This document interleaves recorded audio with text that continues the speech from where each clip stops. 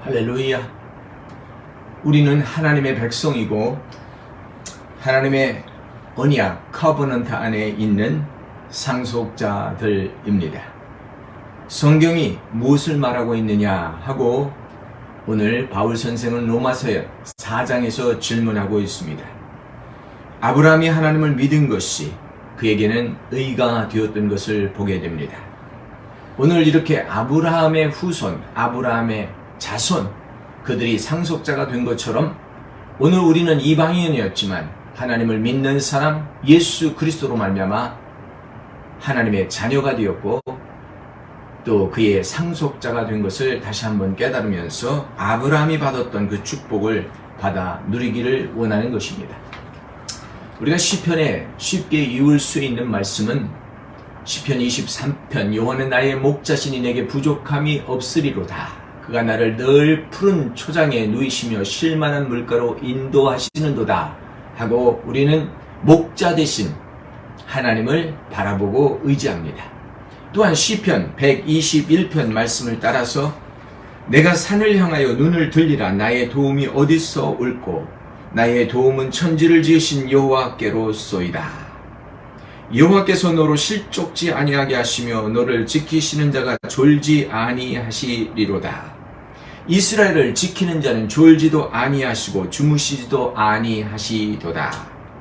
여호와는 너를 지키시는 자라. 여호와께서 내 오른쪽에서 내 그늘이 되시나니 낮에 해가 너를 상하지 아니하며 밤의 달도 너를 해치 아니하리라.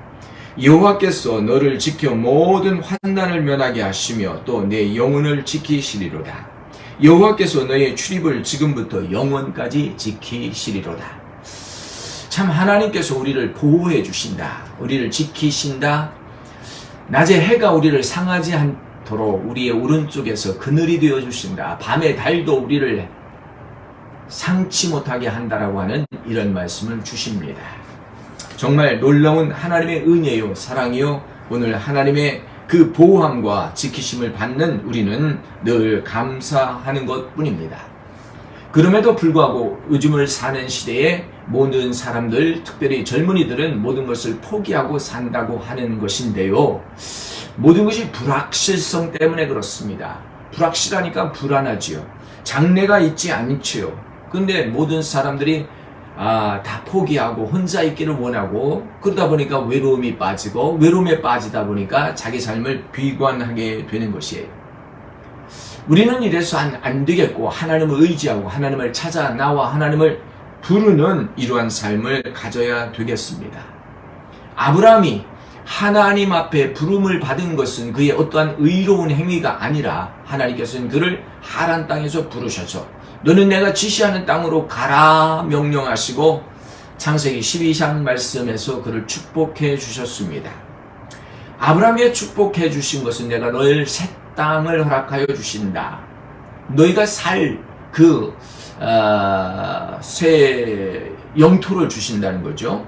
그리고 그것에 내 후손, 내 자손이 많게 해서 민족을 이룰 수 있게 해 주신다. 그리고 너는 복의 근원이 될 것이다 라고 하는 세 가지 축복을 줘요.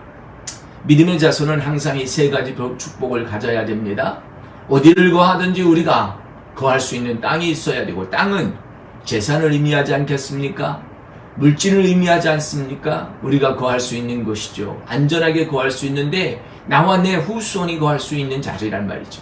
근데 이것도 거기에서 복의 근원 되게 하신다라고 하는 이렇게 하나님은 세 가지 축복을 약속해 주셨습니다. 이 창세기에 있는 아브라함을 생각하면서 이제 오늘 본문에 이제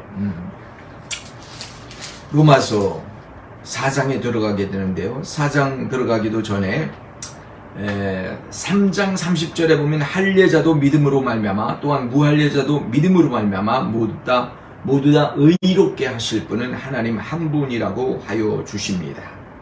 자, 아브라함이 그러면 의롭게 된 것이 무엇이냐? 행위로 자랑할 것은 없었습니다.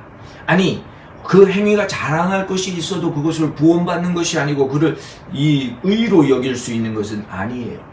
모든 것을 일한 사람은 삭슬 구하게 되는데 그 임금을 구하게 되죠. 그러나 하나님께서는 우리에게 어떤 보상을 해 주시는데 모든 것이 내가 한 대로 갚아주시는 것이 아니라 하나님의 은혜를 따라서 갚아주신다는 거예요. 이게 참 은혜잖아요.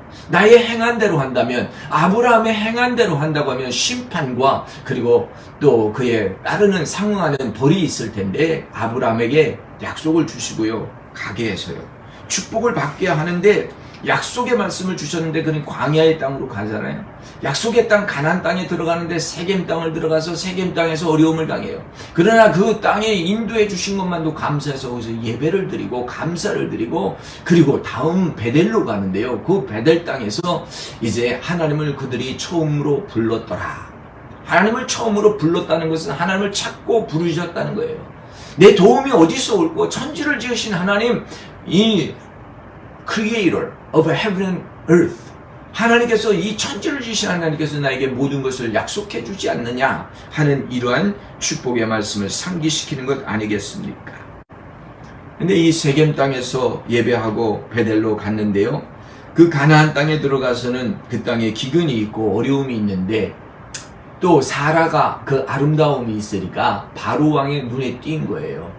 그래서 바로의 궁에 불려 들어가게 됐는데, 하나님께서는 그를 구하시려고 재앙을 바로의 집안에 주는 거죠. 그래서 너는 왜 이러한 일을 행했느냐 했을 때, 그만 이 애굽 사람들, 이 바로 왕과 그 백성들이 두려워서 속인 거죠. 네, 누이라고 거짓말을 한 거죠. 이렇게 하나님의 약속을 믿고 따라가는 사람들이 때로는 실수한단 말이죠. 하나님께서 약속해 주신 대로 이제 자손을 약속해 주죠. 민족을 이루겠다는데 자기 자손에는 없어요. 아들이 없어요. 후손이 없어요. 그러니까 사라와 생각하다가 이제 내 몸종이 젊은이 이를 통해서 아이를 낳으면 어떻겠는가 해서 이제 하갈이 이스마엘을 잉태케 되죠. 바로 이것이 또한 실수였어요. 하나님이 약속해 줬는데 인간의 지혜와 방법으로 생각한 거죠. 우리는 이렇게 늘 우리의 지혜를 짜고 우리의 생각으로 하다가 실수를 범해요. 오늘도 우리는 그런 일을 범하지 않을까요? 그렇게 범했을 거예요. 저도 그런 실수를 많이 합니다. 시편 32편 1절에 보면 불법을 사함받고 죄가 가리었으니 하나님께서 그 죄를 인정하지 않는 자는 복이 있도다. 그렇습니다. 우리의 행한 대로 우리의 생각대로 심판하지 아니하시고 하나님은 다 용서하시고 우리를 헤아려 주시고 불러주셔서 다시 믿음의 세계로 들어가게 하시고, 너는 내 앞에서 너는 온전하라, 나는 거룩하니 너희는 거룩하라 하시면서 하나님 다시 권면해 주시고 불러주세요. 하나님의 선택 때문에 오늘 우리가 있는 것입니다. 나에게 자랑할 것이 없어요. 오늘 내가 어떤 것으로도 하나님 앞에서는 의의를 이룰 수 있는 것이 없으니 오늘 하나님께서 불러주신 것을 감사하게 될 때 특별히 우리가 상속자가 되었다는 거예요. 아브라함의 후손이 되었다는 거예요. 신약 성경에 보면 대표적으로 아브라함 후손에 기뻐했던 사람이 누구예요? 사케오 아니겠어요? 사케오는 나름대로 성공한 사람이었어요. 그러나 그 지방 사람들, 동네 사람들에게 인정 못 받았죠. 왜냐하면 탈세, 그것을 통해서 또 많은 사람들이 세금을 걷었잖아요. 그래가지고 그것으로 하니까 저 사람은 상종 못할 사람이라 해서 이 사람 앞에 나타나질 못했던 거예요. 근데 예수님이 자기 마을에 오니까 예수님께서 그를 만나려고 키가 작았던 사케오가 뽕나무에 올라갔는데 그를 만나러 와서 내가 오늘 너의 집에 거하리라 하고 만나 주셨잖아요.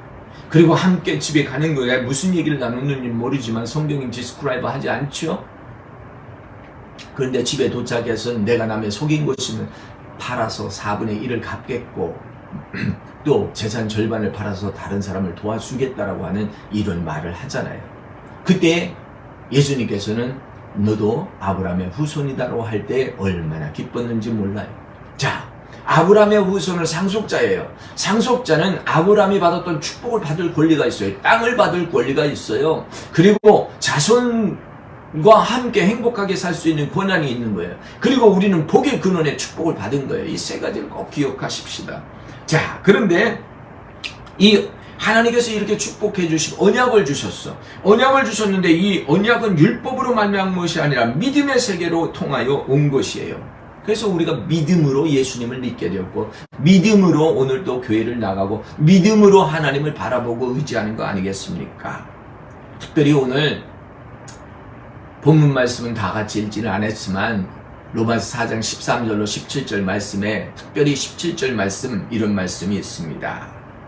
그가 믿은 바 하나님은 죽은 자를 살리며 없는 것을 있는 것으로 부르시는 하나님이다. 바랄 수 없는 중에 바라고 믿었으니 내 후손이 이 같으리라. 말씀대로 많은 민족의 조상이 되게 하려 하심이라. 아브라함이 믿은 게 딱 있는데요, 하나님은 죽은 자를 살리시는 하나님이었다. 없는 것을 부르시어 있게 하는 하나님이다. 오늘 우리는 이걸 알아야 돼요. 우리는 부활의 주님을 믿습니다. 사망 권세 이기고 일어나신 예수 그리스도를 믿습니다. 그래서 생명의 이 종교잖아요. 생명에 살아있는 이런 신앙이잖아요. 근데 여기에 보면 없는 것을 있는 것처럼 불러내는 거예요. 이게 신앙이에요. 오늘 보이지 않지만 전후 좌우로 깜깜하지만 우리는 믿음의 세계로 장래일을 말하고 장래에 선포하고 하나님 하실 일을 두려워하지 않으며 바라고 기다리는 중에 차지하는 거예요. 여기 지금 죽었다. 자기 몸을 말하는 거죠.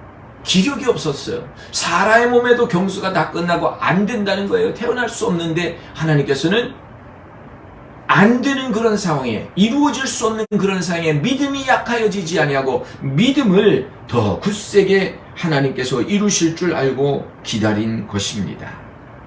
자, 20절에 보면 믿음이 없이 하나님의 약속을 의심치 않고, 믿음이 없어 하나님의 약속을 의심치 않고 믿음으로 견고하여져 하나님께 영광을 돌리며 약속하신 그것을 능히 이루실 줄을 확신하노라. 그렇습니다. 하나님이 우리에게 약속하여 주신 것을 이루실 줄 확신하시길 예수님의 이름으로 축원합니다. 무엇을 약속하셨습니까? 내가 너로 하여금 창대케 하리라. 내 이름을 세상에 알리리라. 좋습니다. 예수님의 이름이 나타나면 되는 거죠. 나를 통하여. 자, 그러면 오늘 우리는 이것이 아브라함 세계로 끝나는 것이 아니라 나의 신앙의 세계로 와야 돼요. 내가 의롭게 되는 것이 무엇입니까? 내가 받은 축복이 무엇입니까? 내가 하나님의 자녀가 된 것입니다. 믿는 자에게 보혜사 성령님을 보내주셨습니다. 그래서 우리는 복의 근원되도록 예수 그리스도께서 이제 내가 너희를 떠나는 것이 너희에겐 유익함이라 하면서 보혜사 성령님을 보내주셨는데 이 성령님이 우리 옆에 계세요. 그리고 늘 조언하여 주세요. 불확실 속에 불안하고 무섭고 떨리는 외로운 사람들에게 하나님은 오셔서 성령으로 오셔서 곁에 계시고 늘 친근하게 대화해 주시는 하나님이라고 하는 것입니다. 우리가 산을 들어 눈을 들리라. 산이 무엇일까요? 우리의 환난과 우리의 근심과 우리의 걱정과 무거운 도저히 통과할 수 없는, 나 혼자는 할 수 없는 그런 통과할 수 없는 산이잖아요. 문제덩어리잖아요. 그런데 천지를 지으신 하나님께서 도와주신다는 거죠. 성경이 무엇을 말하는가? 아브라함의 믿음. 갈 바를 알지 못했어요. 알고 믿은 게 아니라는 것이죠. 그는 약속을 3가지 받았는데요. 땅을 받았고 자손을 받았고 복의 근원 받았어요. 자, 우리는 무엇을 받았을까요? 우리가 하나님 자녀가 되었어요. 그리고 보혜사 성령님이 오셨어요. 우리와 함께 하여 주시는, 하나님이 말씀하신 것이 다 이 땅에서 이루어지고 늘 함께 하여 주시는 축복을 받아 누리게 된 것입니다. 오늘 이 기쁜 소식을 누리면서 한 주간 행복한 주간 되시기를 예수님의 이름으로 축원합니다. 할렐루야.